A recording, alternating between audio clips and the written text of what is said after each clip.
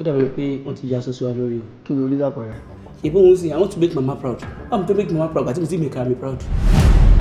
Sórí wọ, báwọn pípù yín sọ̀rọ̀, báwọn fámìlì yín sọ̀rọ̀ kan tẹ́wọ́ sí wa.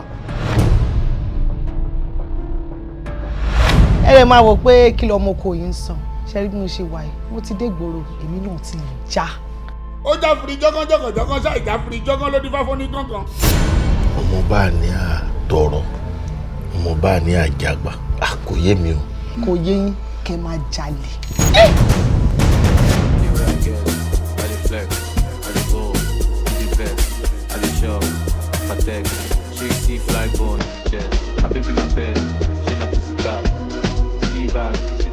Kò jẹ́wọ́ náà.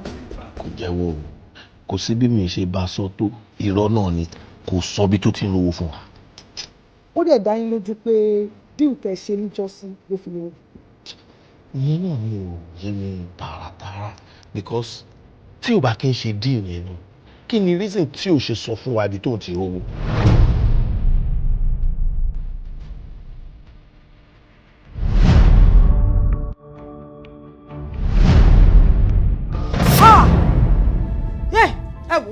Ẹ ti pa. Eniola, kí ni mo ṣe kékeré o? Ọmọ ti kú o. Wọ́n dẹ̀ lọ fọmọ ìṣògùn owó ni. Tètè jẹ́wọ́ fún èmi ìyàwó ẹ̀ o. Mr. Eniola, pẹ̀lú bí ọ̀rọ̀ ṣe ń lọ báyìí, ọkàn tèmi ò balẹ̀. Ọlọ́run, ẹ̀jẹ̀ ń jí àyígbọ́ ló ń ṣàánú mi dídé.